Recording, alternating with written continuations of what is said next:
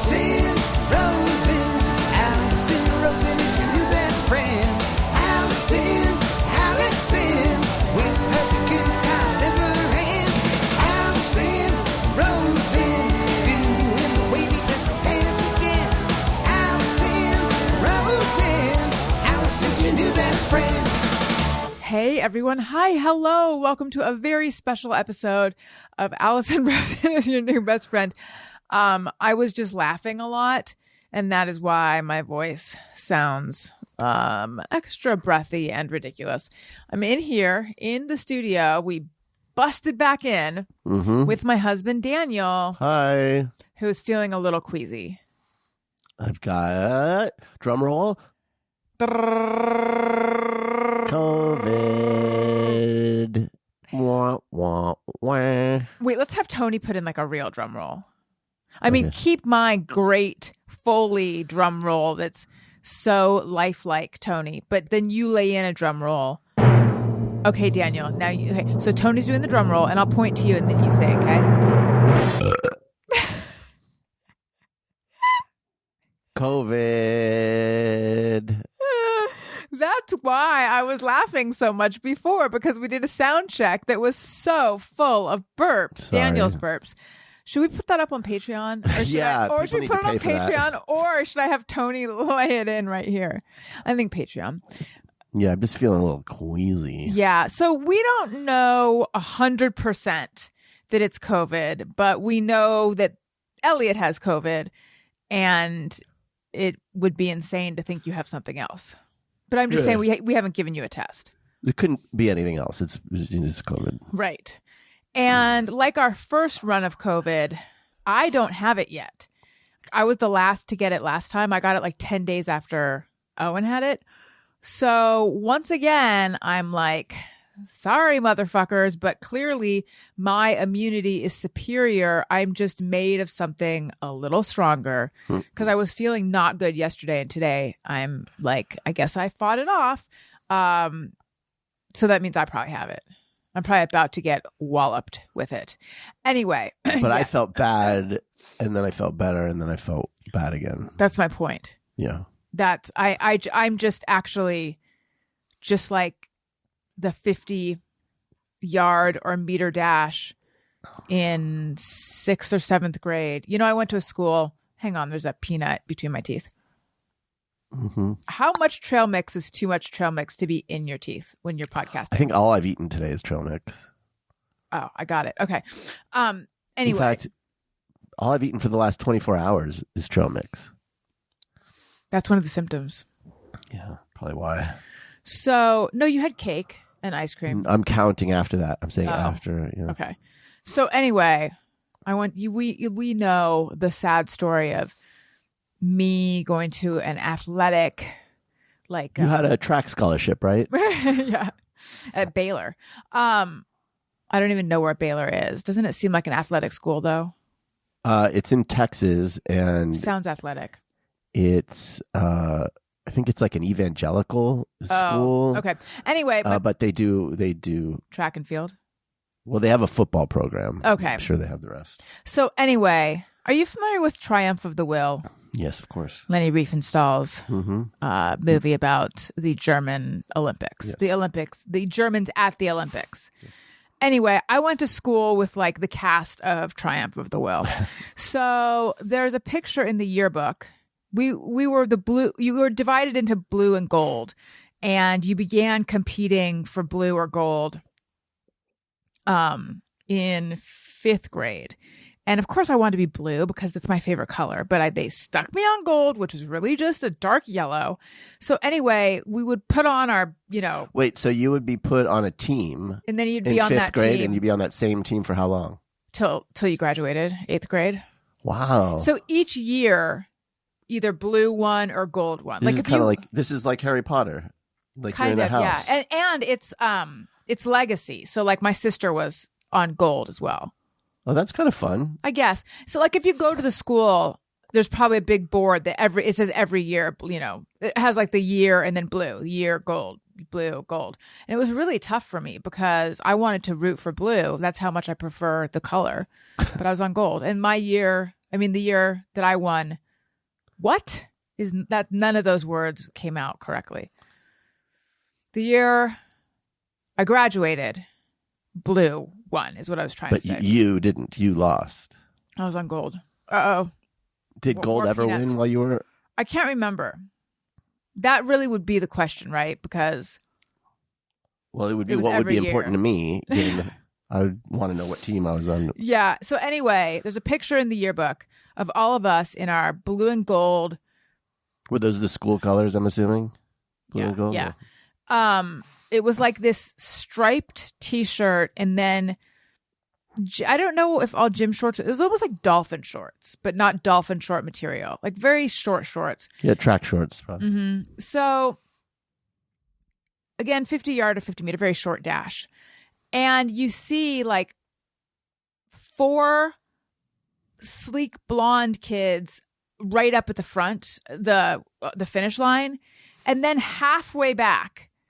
There's thunderous me with black hair. Just pounding down the track. Well, just like you can see that my arms are, they're not sinewy because they're chunky, but I'm flexing as hard as you can, like, I'm like bearing down, and you just can see my thigh rippling. Even though it's a still photo, you can see the ripple of my thigh. Like the air was there was aerodynamics happening. My body was I could not move as fast as them. You were creating turbulence. I don't know what was happening, but somehow they shot the gun or blew a whistle or whatever it was they did. Was it one of those situations where when you crossed the finish line, everyone cheered because you did it? At least you did it. No, they'd already gone back to class. Oh, okay. So it was 50. It was so short. Like they blew the whistle, and then 1 second later, they're all finished. And I was doing as best I could. Why did I bring this up?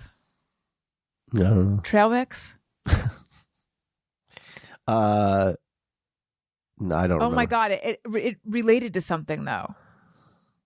No, I don't remember. Oh no! I've got COVID brain. Yeah, I know. And maybe I do too. God damn. Why did I bring that up? I was likening it to something else. To how I am just like trying on my might, but I still can't something or other. Well, fuck. Anyway, we're back. We're back. Well, just rewind, see what we were talking about, and then just know that this relates to that. Oh, everyone, I'm sorry. I'm not at the top of my game right now. And it's not because I'm wearing my robe right now. And I missed this robe while I was in Japan. Yes, I had a Japanese robe. I don't feel like it was a Japanese robe, though. It was just a robe in Japan. It's not like you had this like kimono kind of situation happening. Robes! I've been having this word problem, which is I keep saying Japanese and then I correct myself. It's like actually like our Japanese adventure. A Japanese adventure makes it sound like there should be something Japanese about it, but it's not. It's just us having our dumb adventure in Japan. Our Japan adventure. Right. Yeah, it's not a Japanese style adventure. Which would be what? I like samurai. Samurai, yeah, throwing stars. Right. None of that. Is Hero Dreams of Sushi a Japanese movie?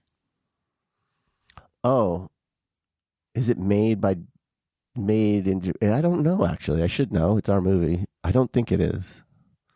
Is it a Japan movie? Yeah, I mean, it's about a Japanese person in Japan.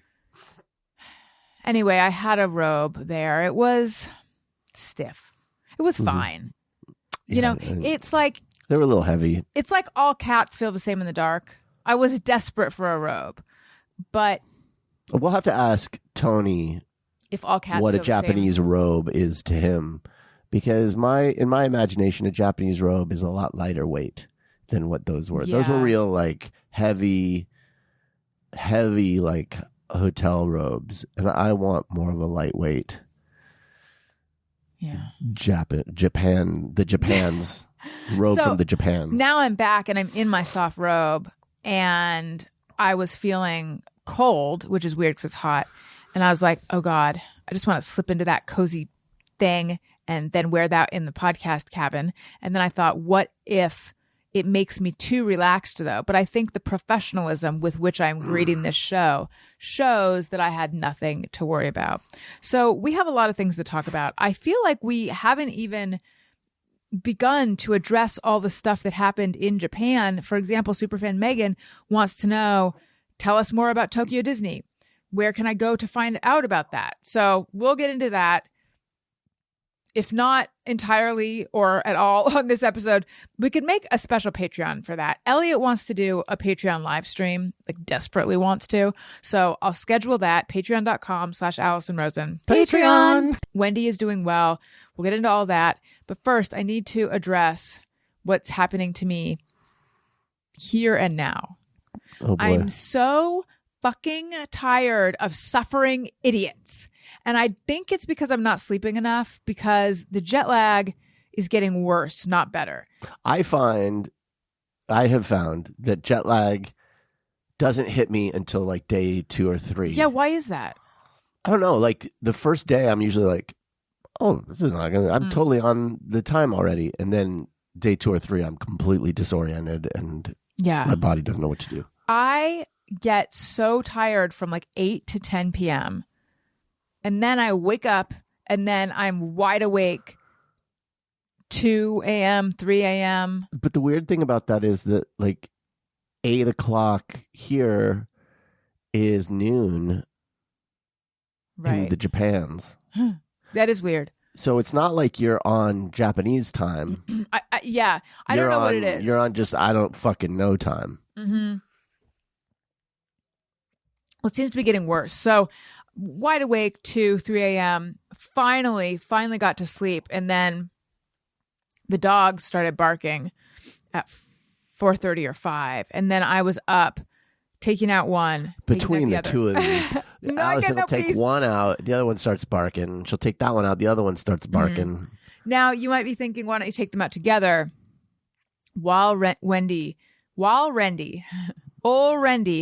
is recovering from surgery. She needs to be separate from other animals and she can't be active. Yeah, and so if she's around Petey, he'll want to play with her, and she'll be running away. Yeah, or who knows, or she'll actually play because they were starting to play together. So they have to be separate. They're both sleeping in separate crates right now. So and she's on a diuretic. So when she barks, I'm like, okay, she needs to pee. So I've got to take her outside. And that involves putting a leash on her and taking her outside. And she's very obsessed with our flower beds for some reason. I think she uncovered some kind of like raccoon shit from 5 years. I don't know what it is. There's fossilized poop. Yeah. There's something in the flower beds that she wants, which she's never done this before. So it involves making sure she doesn't go in there because she wants to roll around in there and eat old poop. She's like one of those Coke sniffing dogs at the airport, only it's for old poop. Yeah. So if anybody out there needs to find old poop sniffing dog, we have got the dog for you. Not to spend too much time on it, but usually cat poo really has a stench, and whatever she's found doesn't have a smell. I don't think it's cats. I've never seen, except when we moved in. Remember there was that cat that was living in the backyard here? Yeah. But that cat's long gone. It could be possum or squirrels. The only animals I've seen. Have you seen that poop? Well, I'm just trying to think. It's dog poop size. Yeah, the only animals I've seen out here are those two types of animals. Well, now I got to look up possum poop because possum poop's probably not like poop, right? It's probably like pellets. Cubes or something. Yeah, what's the animal that poops cubes? Wombat. What the fuck? How does that work? Oh, well, what do you know? It could be possum shit. Yeah, there are possums out here, so. Yeah, possum poop is looking like the culprit. Well, it looks. Well, now I don't know. I'm just gonna say it might be. I gotta also look up raccoon poop. You know what I bet has giant poops? It's not raccoon poop. Oh, wait a minute. What? I don't think we have raccoons though. Those are gone.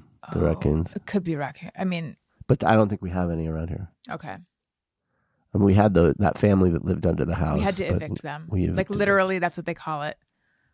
You evict them. No. So anyway, I'm not getting a lot of sleep. But back to not suffering idiots. I have like a hair trigger temper today. Someone took a bit of a surly attitude. I felt that I was being scolded in an email so I was trying to schedule I'd say the person got frustrated over something that I think was just a miscommunication, and they took it out on Alison in a pretty rude way, I thought. So I was like, oh, no, you don't, bitch. So I wrote back this just scathing cunty, but not directly cunty. It was indirectly cunty. I would say it was very Karen-y.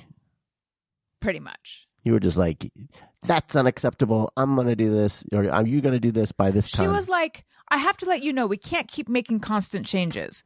And I wrote back, I'm not, quote, making constant changes. I requested one change because you said if I did this, this would happen. And frankly, that's unacceptable to me. I am not, in any position to wait until, and I just basically was like, here's how it's going to go. And then I talked to Daniel about it. I was like, I just wrote a really bitchy email to this person. And he said, because he deals with other human beings frequently and has a cooler head. Not that I don't think of myself as some hothead, but something just pushed me today. Certain circumstances. Yeah, I get triggered. And you were like, in no way is that email going to help going to create a situation where this person is going to want to help you and you need this person to help you.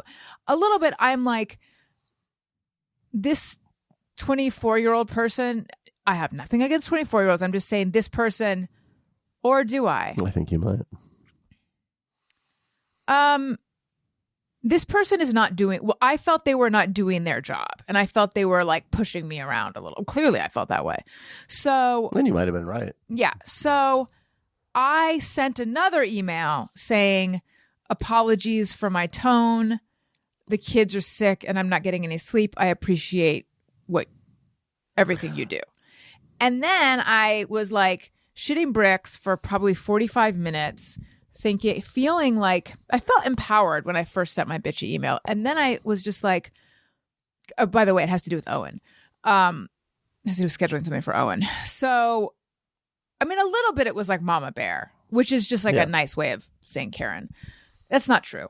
Yeah, whatever. Doesn't matter. I was Mama Karen. Yeah, there you go. So I was like, what am I doing?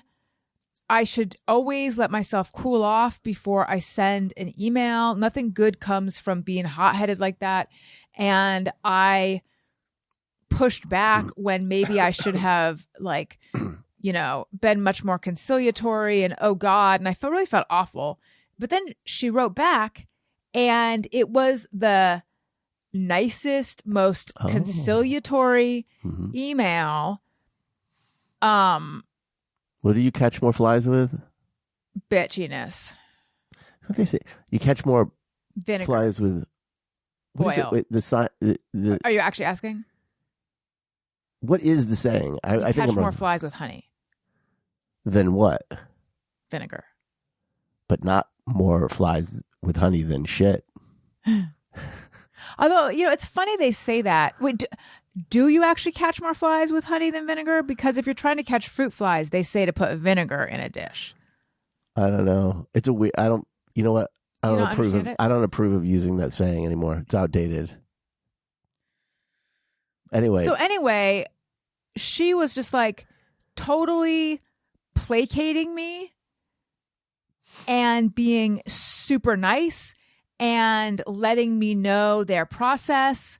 Because she probably was frustrated at the first email you had sent, and she probably fired one off. And by the time she got your apology email, she had cooled off. Probably. Too. But now she is trying to, because she was basically saying like, look, it's, everything here takes 90 business days. And she's like, I'm going to make this work. I'm pushing this through as fast as I can. And I don't know that she would have done that if I hadn't taken that tone. Maybe. Yeah, I don't think I don't think you needed to take that tone in order to get there. Like, I think there was probably a third.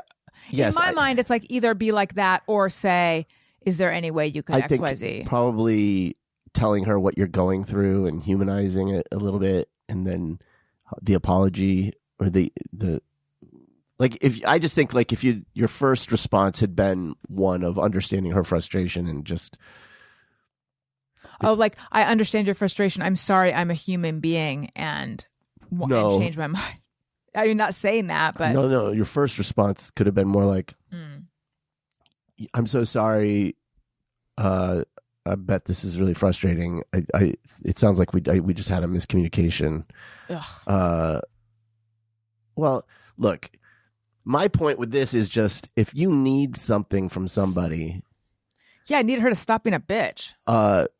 Browbeating them, I know, and being a huge cunt.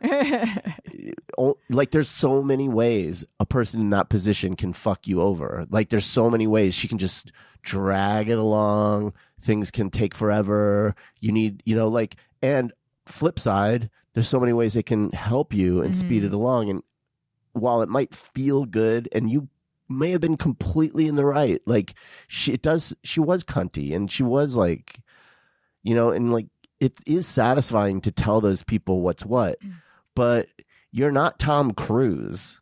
Like, you don't get, you take that back. You don't get to like call the shots, especially with government organizations.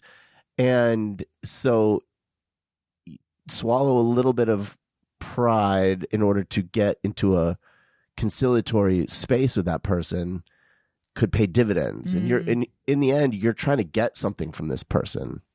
So this attitude of like, I'm going to walk in there and I'm going to get the manager. It's like, you might get a little bit of benefit, but I think in the long run, it works against you. Well, Especially, I don't know. like, I've never used this tack before. It's like, it's not me. That's what I'm saying. I don't know what's happened to me today. Something, because there's another incident afterwards. I'll tell you. Like I've seen people do that to waiters. Now, having worked in food service, I can tell you that you might get what you think you want. You're just going to have spit in it. But it isn't what you want.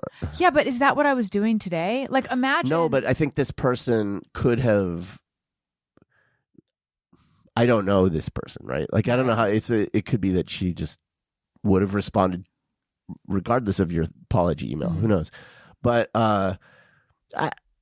it's very possible that this process could have dragged on for months instead of weeks or days. Do you know what I mean? Like, it's possible that she would have responded like, "Oh, okay, I'm so sorry," and then just mysteriously things didn't work out. Well, maybe that'll happen now. Oh my God, I also lost my cool at the airport. I have to tell you about that. And that, I keep thinking, that was chillingly like my father, who had a crazy temper. So I'll tell you about that after. But then the next time, I didn't do anything. Okay, so you and I are a little divided on this. The outcome of it was good. And I think that the reason it was good is because I showed that I can be difficult, and then I was apologetic. So I think she's like, "Oh, I'm dealing with someone who's volatile and crazy." Yes, but I'm not that person usually. Think so. I don't think, even if that's true, I don't think it's helpful for you to reinforce that behavior in yourself. Probably not. But like, the way in a hospital, this is not, I'm jumping around, but in a hospital, the way I tend to act is like, "Oh, okay, thank you so much. I'm sorry, thank There's you." a middle ground. Because these are people who have like needles and knives and power over me, and I'm just a weak person in a bed, and I just want to kiss their ass so they'll be nice to me. But I've heard from multiple people, the way you get what you want in a hospital is you just insist. Well, okay, so it's circumstantial. It's also, there's a middle ground between being totally meek pushover and being a, fucking Godzilla cunt. Is that what I was today? I feel like I was just a little bit insistent, and I just pushed a little bit. I think it was more than that, but okay. Well, but again, I read it to you in my cunty voice. Okay. People read emails, though, always in a cunty voice. Emails always read ruder, so you always have to like do the rude math on any email that you send. I know. I'm the person who puts in 1,000 exclamation points. And that's I go why. out of my way. But anyway, okay. So then the second time. Okay, so this is not important, but I didn't fly off the handle, but I emotionally flew off the handle. I am on my last set of Invisalign trays. Dun, dun, dun. No, I was going to suggest like pew, pew, pew, pew. Okay. On my last set of Invisalign trays, and they needed to remake this set because they wanted to add a couple attachments, but they couldn't. So she was going to have them remade without attachments. I picked up the new set before I went to Japan. She's like, wear them, through Japan, and then pick up the new ones when you get back. So given that we are COVID-y, Right. I called and I said, I have an appointment today, but I don't think I should, my kids have COVID. I don't know if and when I will have it and be contagious. So I think I should just pick the trays up outside, okay. So I come by today and they said they would leave them on the mailbox for me. So I come in, so you wouldn't have to go inside. Yeah, they're not there. So I go in, I'm wearing a, KN95, 94, N90, whatever. I'm wearing a mask and they're up face in the front. diaper, I think is the I'm wearing a face diaper, yeah. And I pick them up and they've given me 1 through, this doesn't matter. The wrong ones. They've given me 1 through 4, 1 through 4 of 7, but the ones I have at home are of 8 and I'm already on 4. I said, I think I need 4, 5, and 6. And she's explaining, no, like she's explaining to me why this is not true and why I should be starting on 1. And I'm like, isn't that starting over? And she's explaining that, no, I'm wrong. So I go outside and I'm like, if I wear the wrong ones, I'm reversing the progress of my teeth. Like if I'm on tray 4 of that my makes final no sense that you and I put number 1 in, then I'm moving my teeth into where they were a month ago. Yeah, why would you do that? It makes no sense. Right. So I'm outside and I come in now and I'm in my mask still. And I say to the woman, I want to double check this. And she's like, you know what? I honestly don't know anything about the trays. And she points to the other woman. She's the one who knows. And I say, okay, I'm going to go outside because the other the one who knows is on the phone. I'm going to go outside and wait. And it's super fucking hot out there and they have tinted glass doors. So I can't, so I'm like peering in like a weird stalker. Everyone who's walking in is like, are you going in? I'm like, no. And I keep peering in to see if she's on the phone. And so finally I walk in because she's off the phone and this woman, not the one on the phone, the other one, she's like, you need to be outside. Bitch. How dare she? So does she know who she's talking to? Does she know the kind of email I'm capable of? So, or no, she goes, you should really be outside. So you should have said, no, you really should be outside. How about that? Right. Oh, are they? Yeah. So I went outside, but I found myself getting really upset that she took that tone with me. Yeah, that's fucked up. Because Elliot is always getting up like, she used her stern voice. This lady used her stern voice. She like yelled at me. Guys, you realize that 45% of the people in your office right now most likely everyone has it right now. The fact that you're taking precautions, you're like a minority of people right now. We went to. No one's taking. We're the only people wearing masks right now. Like the only people in anywhere we go. Lots of people have it. It's like a wildfire right now, yeah, COVID. Everyone in LA has it. No one's wearing masks. By the way, you wear the mask to keep other people from getting sick. It's not to protect me. I already have it. Right. So I just felt like, hey, I'm being responsible and telling you and sparing you from it. Don't treat me like Typhoid Mary, even though I understand that's them why thinking that I have COVID. I understand. But she should be like, why don't you wait outside and we'll come outside and talk to you? We had a situation with some people the other day where, we knew that we had been exposed. I thought I was maybe getting sick, but I wasn't sure. And we told them, we think we might have COVID, so we're going to wear masks. And they're like, whatever. We're going to meet them outside their house. And they were like, come in. We don't care about masks because they're like total like Trump supporters and they think it's whatever. And to me, if I tell you that I might have COVID and I'm going to protect you, right? Because that's the only reason. I'm not wearing it because I'm scared. Yeah, you're not wearing it because you love rebreathing. Ding dongs like Adam Carolla don't understand. Like, you don't wear the mask because you're scared of getting it. You wear it to keep other people from getting it. Well, in fairness, I used to wear it because I was afraid of getting it. Well, that's not why I wore it. And so, like, but if you tell me that you don't need me to, then I'm fine. I'll take it off. Yeah, because I forgot. Because I got nothing to protect myself from. If you want to open yourself to the risk because of politics, like, fine with me. Anyway, so at that point, when I was in the car imagining what I wanted to say to this woman, I was like, what is happening to me? Why am I popping off like this? I am in a real, like, I haven't seen Falling Down with Michael Douglas. Yeah, that's really like you. Does it involve someone who's just they just pushed him a tiny bit too far? It's about a guy who loses his sense of balance. It's me. Look, do you see this bruise I have on my knuckle? Oh. I was making the bed and I threw my hand into the corner of the nightstand. I know, but I'm just saying I'm clumsy. No, what is the synopsis of Falling Down with Michael Douglas? Oh. Does someone at an orthodontist office yell at him? I forget the circumstances. Like, he loses his job and maybe his wife's divorcing him and he's in traffic and it's like he just has enough. And he snaps and he walks away from his car in the middle of the freeway and he goes on a like murderous rampage, right? Yeah, but he's like, I think he's shooting people who deserve it. Oh, like Dexter? Okay, well, this is a little different than me. An ordinary man, excuse me, I'm an extraordinary woman. Mm-hmm. You're but an ordinary man. I'm an ordinary man, yeah. An ordinary man frustrated with the various flaws he sees in society begins to psychotically and violently lash out against them.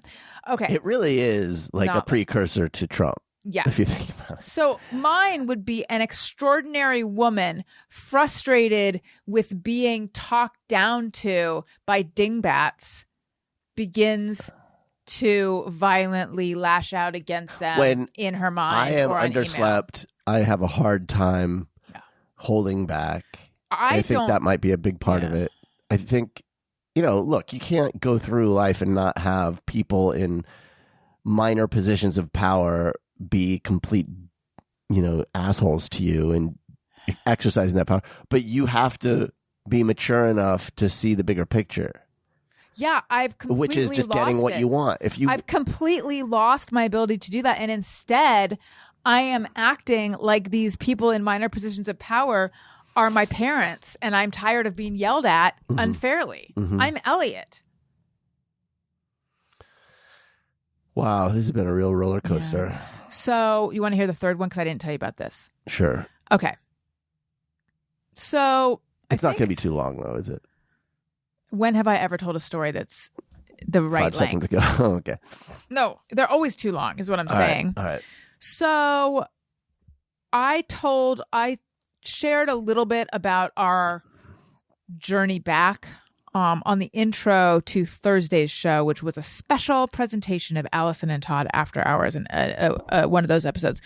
But anyway, we flew back. Elliot was a vomit fountain on the way back. We thought it was motion sickness because he gets motion sick. He threw up on the way there, but only one time, yeah. But I think it was COVID. So he was throwing up for hours on the plane on the way home, and then we get off we left at 4:45 p.m. on Monday in Japan and arrived at 11:45 a.m. on Monday in California, which was confusing. So we get off the plane, and Elliot can't walk. He refuses to walk. He's too tired. This is an international flight, so when you get off the plane, it's a whole thing. Yeah, you have to go through customs, and it's this and that, and these long ass lines. Yeah. And so Elliot is like, I can't walk. I'm too tired. He's literally lying on the ground. He's lying on the ground, and then he starts scooting. He's scooting on the ground. So eventually I said to Daniel, give me, and normally we would help him more, but we are like beset. We have so many bags. You're carrying we have Wendy in a stroller, but we have so much stuff with us. Mm-hmm. you can't put a laptop in a checked bag, which I should have known. Right. So we had wanted to check a couple of our laptops. I have 2 fucking laptops because I had to bring my PC for work, and I have my Mac, which is so it's like heavy as fuck. And you also had your iPad in there, right? So Daniel gives me his laptop. Nope. Daniel gives me his carry-on bag, which is like 70 pounds. It's easy. You think it actually is 70 pounds? It was probably like 60. It's so heavy. So I'm trying to balance it on my carry-on that has wheels and trying to roll it, but I can't. So then I'm trying to push it. Maybe 50. At which point, Daniel, don't keep taking those pounds away from me. I'm in my head, I'm thinking. Let's weigh it. So at which point, Daniel is carrying Elliot. So finally, and I say finally, because it took so long to get through customs and then the passport thing and then the something else. What was the where you have to declare? I don't know. There's just a lot of desks you have to go through and they're all kind of far from each other. So now we get the luggage. And I see a guy pushing an empty wheelchair. And I say, my son is too sick to walk. Is there any way I could have that? And he says, no, I'm sorry, miss. Keeps going. So then super helpful. By the way, are they not allowed to charge for luggage carts anymore? Because yeah, no one was. Yeah, it's like there's a new, but in Japan, they weren't either. Well, I just chalked that up to being Japan, but maybe it's a thing. Well, at LAX, they weren't charging for them either. So we get 2 carts, we get all of our bags, and then we see a bank of wheelchairs just sitting there, and we just grab one for Elliot. I was. They're not really wheelchairs; they're mobile chairs. I was at the end of every fucking like. You were at the end of ropes you didn't even know. Yeah, I was just like, I don't care if I get in trouble. We're taking that fucking wheelchair. Yeah, I mean there was like 25 wheelchairs there. The person who had been the handicapped person who was sitting in the wheelchair was pissed, but you know what? They can find someone else. So wait, hold on. Am I allowed to say handicapped anymore? I feel like maybe I said something I'm not supposed to say. Disabled. Apologies to anyone who's disabled. I am behind on my terminologies. So now we are pushing 2 luggage carts, Elliot, and a stroller with Wendy. And yeah, so we're pushing that. And Daniel is going to go. We rented a minivan to fit all of us. I had to go get it, though. We rented it in each direction. Yeah. So Daniel had to go pick up. What is this sticky thing on my head? Is it trail mix? Mm-hmm. So Daniel had to go pick up the car, and which involves all of us crossing a big crosswalk and then hanging out on an island. Yeah, at LAX, this is the international terminal. They had to stand on an island with about 1 million other people because that's the only place where cars can come by to pick up. Yeah, it's like this narrow island where everyone gathers waiting for to be picked up. They couldn't wait somewhere else while I went to get the car because between Alison and my mom, there would have been no way for them logistically. You know, do you know that like that it's like a riddle where it's like you have 3 chickens and 2 bags of feed, and you have to get in one boat, and you have to get it all across. It was sort of like that where I was like, I don't think there's a way to get all the luggage to the island. Right. Between the 2 of you. So I had to do it, which meant that you all had to wait on the island the whole time. And it took you an hour to go get the car and come back. Yeah, because I had to take a shuttle all the way to the fucking lot. So Elliot is asleep now in the chair. And we got a stroller, we've got 2 heavy luggage things. And this guy who worked there? Yeah. Comes by and he's like, you need to move. You need to move. Why? And he's because he's like lining up the carts, and you're like blocking a walkway or something. He needs to push, like, a string of 9 carts this way, and we're too close to him. We're not actually blocking him. He's got to turn it around though. So he's like, he didn't say. See, this is the theme. He didn't say like, "I'm so sorry. Could you guys possibly move that way?" He's just like, "Move. You need to move." Yeah. He was such a dick about it. So he's like, I almost said like, go ahead and move us then. Well. So, I had gone to the bathroom and I came back and he's like, move, you need to move. And I wanted to be like, do you see how much stuff? And I've got like a really sick kid here. But your mom said to me, he pushed the carts into me. My mom? Yeah, he hit me with the carts. And I said, oh my God, are you okay? And she's like, yeah, but... So he's like walking by and I go, hey, you hit her. And I'm that's how I sound. I go, you hit her.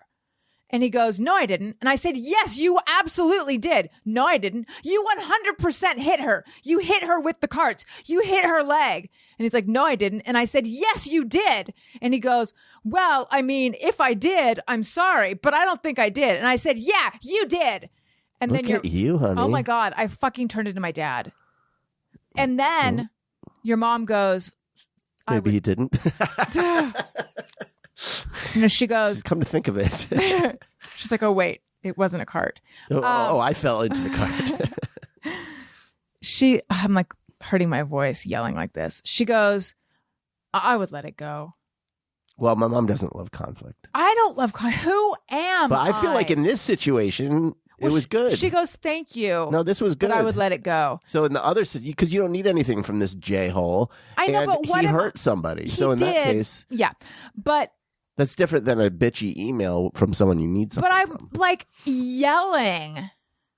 Well, I am insistently and aggressively. It's good. Kind of like demanding that he acknowledge that he hurt her. Good. Fuck him. He should have. It was because I was angry at the way he made us move and at the way he treated us. But what I remember is, like, I can so clearly remember my dad getting like red-faced and just going up to someone and being like, you did this. You realize what you did that? And me just wanting the ground to swallow me up. Like, what is it that you're just like, can I just express this? Like, what is it, Dad, that you're trying what do you gotta get out of this to do here by excoriating this person? And he was just like, there's been an injustice. Someone hurt someone I love, and I'm just going to unload. And I wondered with your mom being like, I would let it go, if she wasn't like, oh my God, like feeling like me, like I want to die right now. The only other time, I don't know if I've ever told you this story. The only other time I've done something like this, I played on a recreational skee ball league. Mm-hmm. So we were having a tournament. Oh, yeah. And it was me, my friend Rob, and my sister. We were on a team. And these guys were trash talking my sister. Like trying to get in her head. Like in good fun, or was it crossing the line? I think it was I don't know. Something snapped in me. So I'm like, you have something you want to say? It's good. And I just like, but there's nothing wrong with that. That's fine. But I mean, I was like ready to physically fight them. Good. I don't know how to fight. That doesn't always matter. Sometimes it's good just to act like you do. The other person will back down. I guess, but I just was surprised that I lost my mind like that, and that happened again at the airport. Something is snapping inside me, and I need to like get a grip of it. When you are doing that, you have the best thing to do is look like you might be a complete psychopath. Oh, because I think I am. Because then, even if they know how to fight, no one wants to fight a psycho who will maybe do something crazy like bite their ear off. When I say I'm a woman, what I mean when I say that is like, can a woman come off as dangerously, potentially psychopathic? They can. You should see my exes. No, listen. It's good to find that sort of aggressive part of yourself that's willing to stand up. I guess. So. It's sort of a mixed message here, which is like, on the one hand, good. On the other hand, just make sure that you're able to not burn bridges. Not work against your own interests. And like, I think,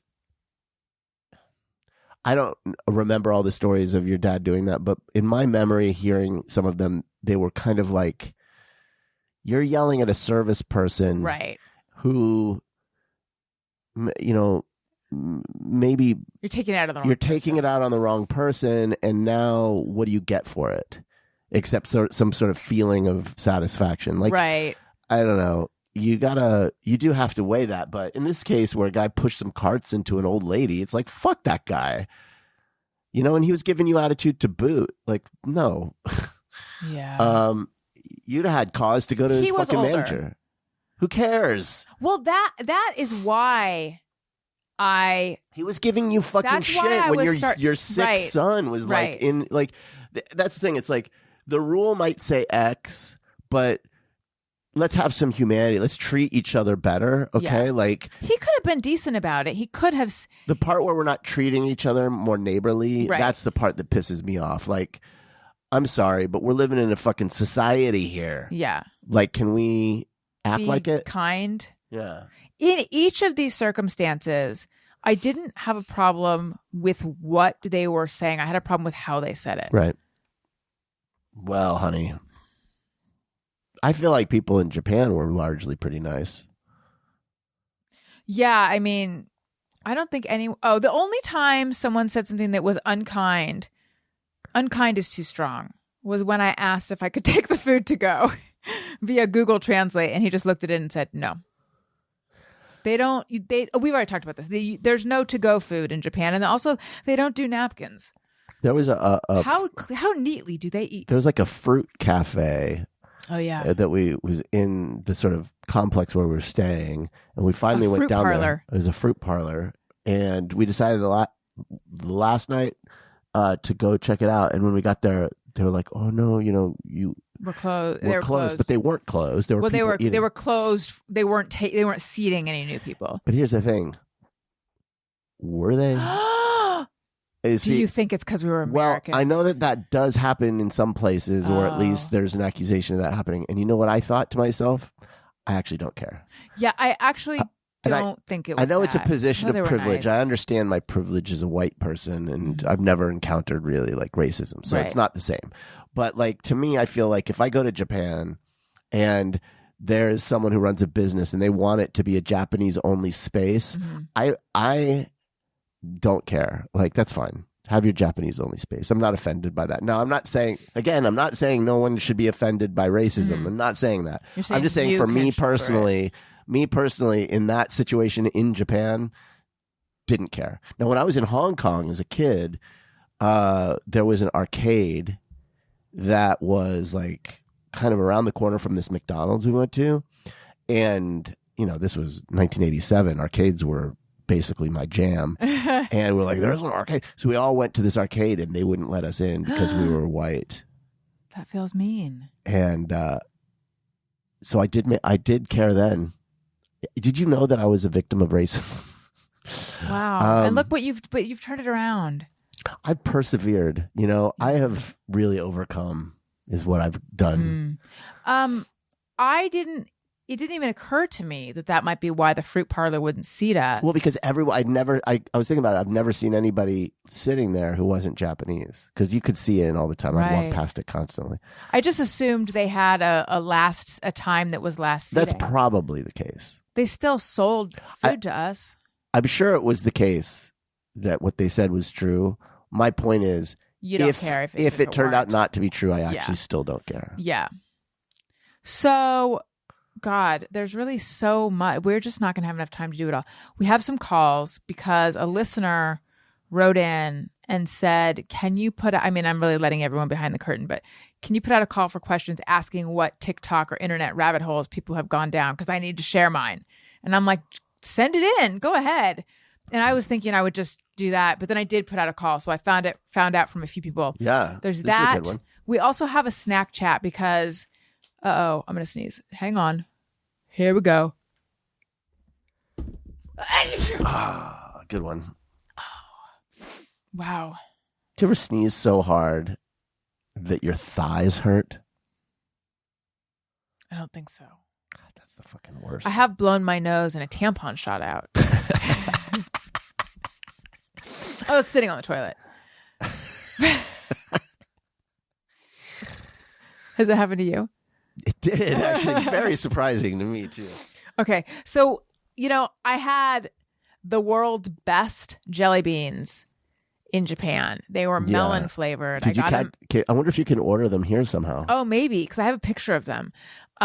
They were cantaloupe, honeydew, and I want to say like cassava melon or some other melon. They really do snacks well over there in Japan. And do you know how many of those jelly beans I got? Like not many. 3%, because when we got out of Team Lab Planets, everyone was cranky. Yeah. So I placated them with my jelly beans. That is motherhood. You're like the giving tree. Come, boy, take my jelly beans. Take my beans. So anyway, I bought these jelly beans. Not the same brand, though. They're not the same anything. And also, can you tell from looking at it? The flavors? Yeah. Oh, I guess it kind of says what they are. Boy, those are some extreme close-ups. By the way, okay, so the flavors are represented by colors, and each color is a glass of soda. Yeah. That color. So it's like, hey, it's green soda flavor. It's blue soda They're flavor. all soda flavors, which doesn't sound that good, hence Snack Chat. But I wonder if it is soda flavor or if it's just like... No, it is, because I did Google Translate on it the first time. Oh, you know what we should do? We should do Google Translate. We should taste but green them. Can be so many things. That could be melon. We should taste them and then try to figure out what they were. Apple, watermelon. Because there is. Okay, let's do that. But let's listen to this. Here we go. Hey, Alison. Hey, Daniel. It's Sarah from Dallas, Texas. So, Alison, you and I are similar in age, very early 20s. Wink. Very close. And I happened to make it, 5 whole years until last month without a TikTok account. Boy, did I fall down a hole. Have you heard of what's called bed talk? No. Okay. So I am obsessed now with the story of this woman who's 39 years old, lives in Pittsburgh, and she goes on TikTok between 3 and 8 times a day to support her drug addiction. What? Okay. What? So. And also, wait a minute. You can do that? So she's just out about it? Drug addiction now, somebody called Dr. Drew, by the way, is done through payment apps, PayPal, Venmo, Cash App, Zelle. And she gets at least $500 a week doing this. Absolutely obsessed. I've been looking for someone that can do a newspaper article, somebody from 60 Minutes, something, because this woman gets so much money. And these apps have been, there's a whole subset of TikTok that's been investigating her, okay? And she has up to 400 Cash App accounts because they keep getting shut down, because they're going to the drug dealer, etc. I need a meeting. I need to talk about this. I thought you'd be really interested. Thanks again, Sarah from Dallas, Texas. Bed talk. I'd never heard of this. I got to check it out. Fascinating. Yeah. No, I had no idea. There's so many little rabbit holes to go down. Oh my God. So many. I actually, I kind of wish TikTok would shorten the amount of time for some of these, because I'll go down one of these rabbit holes, but each video is 5 minutes long. Yeah. And it's like, got to be really interesting. And I feel like there must be some sort of part of the algorithm where if people watch long and for so many seconds, then it benefits you, because I have noticed so many of them have these long ass preambles that are unnecessary. Yeah. And I think that's got to be. I don't know how they're making money at all, but I know they make more money if the video is of a certain length. And it's like they need to fix that, because it's creating just wasted time. Like, just get to the fucking point. Yeah. But yeah, that's interesting. Bed talk. There've been several. Somehow I started getting all these like conspiracy ones, and those are just wild. Like what? Anything interesting? I'm trying to remember if there are any interesting ones. I'll think about it. I usually watch them right before bed, so they just melt into my subconscious. let's listen to another one. Hey, Alison. The recent internet rabbit holes I've been going down is the Reddits of long-running and popular podcasts to see if they've turned on the pod. And, yeah, a lot have turned. I didn't look on yours though. Don't worry. Bye-bye. So it's still around? No, it got shut down or shuttered or something. I don't know who, why, when, but I used to periodically... They killed your Reddit and your Wikipedia page, honey. When my Reddit went away, my reaction was like, oh, good. Just fucking choke out the oxygen. I feel like they probably still talk about you on the Corolla boards. Yeah. It's mysterious, though. I don't know what happened, but I used to periodically go on it, and it would bum me out to see. And now I see it so differently, though. Now I see it like, just be happy people are talking about you. I remember like, who when cares? I first started on the show. You're putting out a product.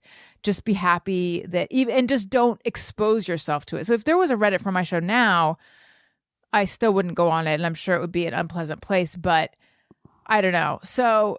But I just felt like, oh, good. Now there's a place I don't have to go anymore. But I don't know what happened. I don't know why it got shut down. When I first started on the show, like in the very first few episodes, I think. This show. Yeah, when I was doing like on your Thursday show. Not after my first interview, but like when I did, I remember going on Reddit just to see, and there were some pretty shitty things. And so I think in the early days, that really pissed me off. But then at this point, I could care less. Mm-hmm. I know what I was going to say, though, after you. No good. I didn't realize that that's just like a snark page is just a thing.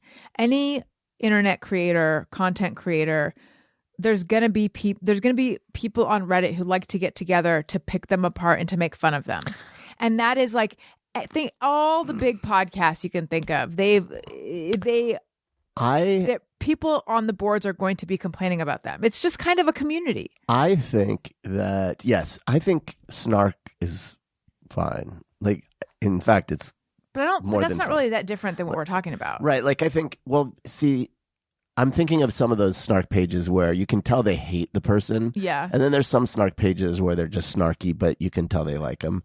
Like, I think that, the Vanderpump board before Scandival, the reason I was on that board is because they were just so funny. Mm-hmm. It was just a very lively board, even in the off season, and it was just entertaining to read very witty people just making snark. But you could tell they clearly liked the show and the people. But then there are some where it's just like, I don't know, like Dave Rubin or something, where people just hate him on his own boards, or, some others. And I feel like if there was a page for your show where it was just like good-hearted snark, I'd be fine with that. But I guess it can be sort of a hazy line between. Well, when you're reading it about yourself, it can be, because oftentimes things hurt that. Well, I think if the snark is like in the spirit of the show, then it's like, okay. I think the problem is a lot of people, they think they're making a joke in the spirit of the show, but they're actually just insulting you. Right. And so that's why it can be tough. But what's interesting, though, is that I have this belief that all listenerships eventually write shitty things on. Yeah, but like if you go to, I bet you, all the Max Fun pages, the Comedy Bang Bang page, those are all gentle and friendly. Yeah. Okay, we have one more, and then it's time for jelly beans. Okay. And these are not TJBs. Okay. These are JJBs, Japanese jelly beans, right? Not traditional jelly beans. Hello, it's Jessica Flowers.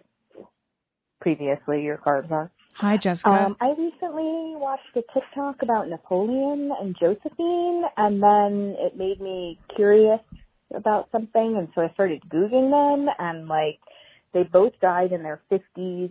Crazy. But then she'd had 2 children before she married him, and, like, those 2 children ended up marrying into, like, really royal families, and then their kids are, like, part of the royalty. It's still royals in Europe, and they all relate back to Josephine. Nobody relates back to Napoleon. He was a stepdad? I yeah. way too late looking all that up. Huh. I don't know anything about them, really. I have to say, my knowledge of French history is almost nothing. I barely know about the French Revolution. This is a real gap in my knowledge. Can you name, what French kings can you name? Louis the 14th. Okay. What was his nickname? Oh, I don't know. With the Crumpet King. I think he was the Sun King. Louis the 13th. Uh-huh. Louis the 12th. Okay. Louis the 10th. Oh, no 11th? Oh, I guess there would have been. I don't know. Louis the 9th. Louis the 8th. I don't know about if there were all these Louis. I don't really know. I got to look up the Sun King. King Francois the second. I don't know. I don't know. I just know Louis the 14th. Yeah, he was the 14th. He had like hairband hair. Listen, I loved that part of the opening ceremonies with. I didn't see it. Marie Antoinette. That was badass. I want to know how they did that because it looked like the way that they were singing, it was almost like a digital projection. Mm-hmm. Very cool. Sorry for the sound, guys. I'm opening up some beans. But uh-oh. What? I might get into European history soon. I'm thinking about it. This has a Ziploc attachment. I love that they think. Can I just tell you? I may have mentioned this. I don't know. I will say this: in Japan, almost everything, and I mean almost everything, is just a little bit better. You know, their bathrooms, everyone talks about how great their toilets are. Their public bathrooms have a ledge in the back to set your purse down so you don't have to like hang it on a hook or put it on the ground, which is dirty. And then they also have these things in the corner. It's like a place to set your baby. I'm not joking. It's a little like seat. Literally a seat. Yeah, they have those in the men's too? Yes. In the men's too. That is great because where do you put your baby when you're peeing? And they're all like immaculate. The toilets they weren't over in the ladies' town. But they were all like bidets. Yeah. And some of them had little noise. Yeah. You could just turn on noise so you can like white noise. Yeah. Like, wasn't yeah, I guess it was white noise. So you could turn on white noise and fart till your heart's content. Like but that's just one example. I mean, like potato chip bags are just a little bit thicker. Like the nail clippers all have catchers built into them. They also have all these signs in the bathroom reminding you to make sure to throw your toilet paper in the toilet, and which is the opposite of here, where it's like, don't throw this in the toilet, don't throw this. Well, little female hygiene stuff. You're not supposed to. Right, but there they have to remind them to throw it in the toilet. What are they doing? Putting it in their purse and throwing it away at home? In Japan, there's no trash cans. There is a part of the culture which is, it's this idea of karma. There's public karma and there's private karma. Things you do good in public has a certain karmic value, but good deeds you do privately have a higher karmic value. So it incentivizes doing things that people don't know that you did, right? And one of the things people will do to boost their karmic value is clean public toilets. So people will wipe the toilets clean just out of courtesy. That's crazy. Yeah. That kind of society, like, no wonder it's all clean. The fucking place is so clean. So then the fact that I left it a total mess is good because I'm letting someone else do it. I'm giving them the opportunity. Okay, which color are we starting with? It's time. Oh, blue. Jelly beans, baby carrots, peanut chocolate, and Doritos, just Snapchat. Milky Way, Skittles, Reese's, cheesy crackers, butter sandwich, cake and pie, cookies, pudding, fruity candy, ice cream, butter popcorn, chicken wing, very tasty is the thing. Snapchat. Now, keep in mind, I can't taste things. That kind of puts a crimp in this. This is like a gummy jelly bean. Yeah, this jelly bean fights back. This is like a blueberry. I can't tell. This is not like a jelly bean. This is not a jelly. It's a jelly bean shaped gummy with a jelly bean shell on it. All right, I think the blue was blueberry. Okay. Now what are you trying? Brown. Let's guess it's going to be cola, right? That's my guess. And we're right. Wow, really cola-y cola. I can't tell. Can you taste anything? No, but I had lost my sense of taste a while ago. Well, this is a stupid snack chat. Okay, now what are you trying? Purple. I think this is going to be grape soda, and I'm upset about it. Tastes like sweet. It's grape. Ugh. Now what? Yellow. What do you think it's going to be?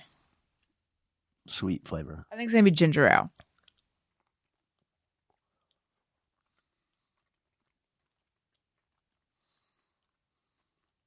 It's air freshener. I can't tell. It's like 7-Up or something. All right. Green. Lime, maybe? I don't know. Or apple or melon. It's melon. Japanese people and their melon flavors. Well, that was fun. Let's see what they are. I'm going to use Google Translate now.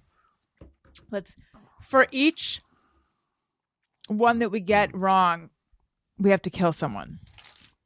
Uh-oh, my temper. I'm trying to think of other things that are just better, like little details. But I'm blanking. Okay, so, ginger ale, cola, melon soda, cider, grape soda. Cider is like their they have Sprite. Yeah, they don't have Sprite there. Sweet.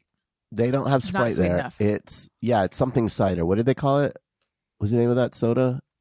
It was like Mizuno, Asahi cider or something. Well, I think it was made by Asahi, but it was. I don't know. Anyway, it's like a clear Sprite-looking soda, and it's like if Sprite had no sweet, had a little bit of an apple flavor instead of a little bit of a lemon flavor, and I thought it was great.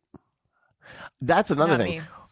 Everything had a little bit less sugar in it, and for the most part, everything was better as a result. Now, there were some things that could have been sweeter, like protein bars can use a little more sugar, but like they don't do well with their protein bars there. They're not as into that shit. But like ice cream, you had like soft serve. Well, I was going to say, guess what my favorite food in Japan was? Amazing soft serve. I had soft serve twice there. It is different and better than soft serve here. I'm not even a soft serve person. When have you ever heard me talk about soft serve? Is that a thing, though? Is Japan known for soft serve? Because I didn't think that, but they have it everywhere. And it's so delicious. We got it on, we went to Kamakura Beach, which is like this little seaside town. By the way, which I fell in love with. Crazy scene. You fell in love with that beach? No, I fell in love with Kamakura. Oh, yeah. Kamakura is really neat. But that beach was a fucking scene that was so bizarre. It was like how? Japanese people enjoy the beach too. It was just, first of all, very much unlike anywhere else we'd been in Japan in terms of it was like Jersey Shore of Japan. It was like Japanese Jersey Shore. I'm not exaggerating. Like it was all these sort of youngish people on that seemed to be on some sort of spring break. The establishment, which was like a bar/restaurant, one of them, they were doing table service. So it's this weird like bottle combination service, bottle service. So it was a weird table service. They had servers. No, yeah, bottle service. So it was like this weird, like clubby beach, trashy. It's like trashy Japanese Jersey Shore. It was wild. So anyway, there's this little stand that sells soft serve.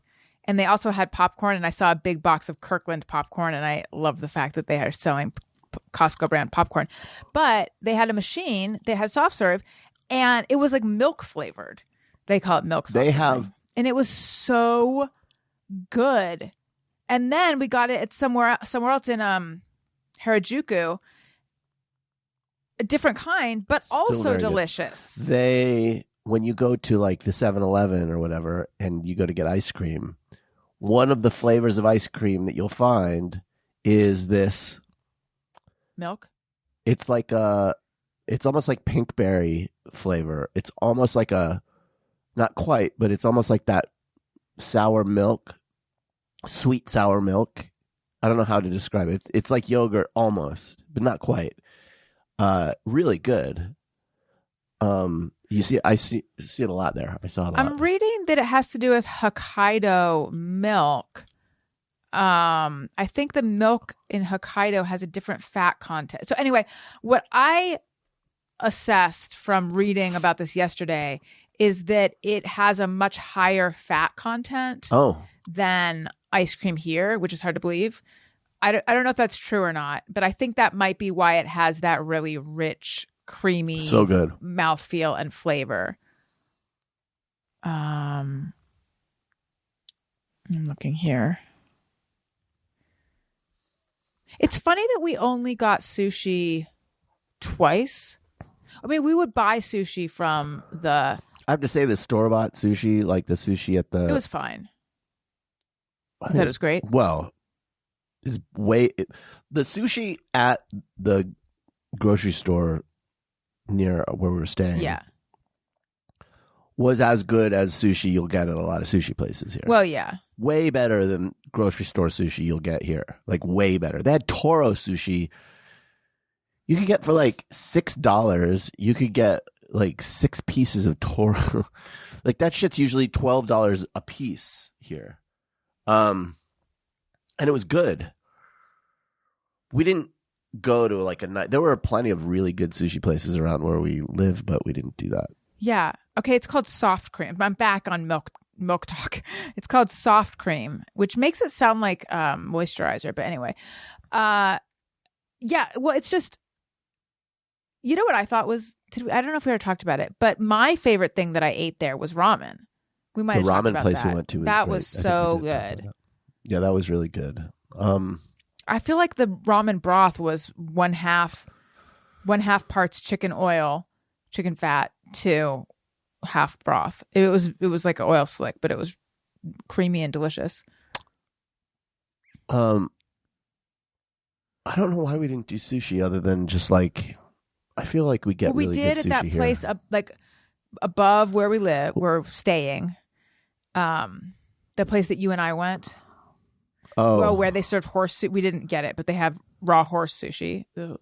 Yeah. And then we went to that place with the sushi conveyor belt. Well, the place where we were staying was fine. It wasn't great, I thought. Yeah, I would agree. And the conveyor belt sushi wasn't great either, but I knew going in it wouldn't be. It was more experience. I knew Elliot would enjoy it. Yeah. Because it was like fun. It was like you go and there's 2 conveyor belts, one with just the food on it and you can just grab it. But then you have a screen and you can order something and it'll go quick. It'll zip by on the top one and stop at your table. That's fun. And when you're done with a plate, there's like a little slot and you slip it in to the slot, and every 5 plates is like it'll do like a little game thing on the screen. And if you win, there's a gotcha machine with these little balls and it'll pop out a little toy for the kid. So it had this like fun element to it. And every trash receptacle where you would slide your plate had a little nozzle with like a warning danger on it because hot water comes out of it. So it was a bit of a treachery. It was thrilling every time we didn't get hot water burns. Right. But the sushi there was not good. The bonito was. But... The bonito was good, but it was like fine. Yeah. Gotcha machines, by the way, are these machines. They're just like, you put it, those things where you put a quarter in, you turn the thing, and a thing comes out like a toy. What do we call those here? I don't know. And they're fucking everywhere, and kind of awesome. Like, it's so weird. I was thinking, like, I got a few of them, and the toys that you get would be like based on art by like legitimate artists, Japanese pop artists or whatever, or just weird things that are not, here it would all be like Paw Patrol and just licensed shit. But there it was like cool, like really cool little arty trinkets that you could buy in a kids machine. I don't know. It was very. You mean like when Elliot got Girl with the Pearl Earring, but it was a cat? A tiny portrait of a cat. That was neat, though. Yes, that was cool. Like a canvas with a tiny cat. No, but like I got a couple of these figures that are these. So kawaii in Japanese is a word that means cute, and kawaii culture is that like cute, that stuff. When you think of Japanese like cute, like the bunny ears and the like, that whole thing with the fingers and the whatever. But there's like this. I've come to learn there's this thing, I forget, it's called buso kawaii or something, where it's like ugly cute. And it's things that are so like a pug that are ugly but kind of cute in the way that they're ugly. No yeah, offense, pug. Pug owners. Yeah, pug would be ugly cute. And so like there were these little figures that are these ugly cute, and I was just like, these are fucking awesome. Like I could see someone like. Did we have any of them? I bought a couple of them, and I wish I'd bought all of them because you cannot get them here. I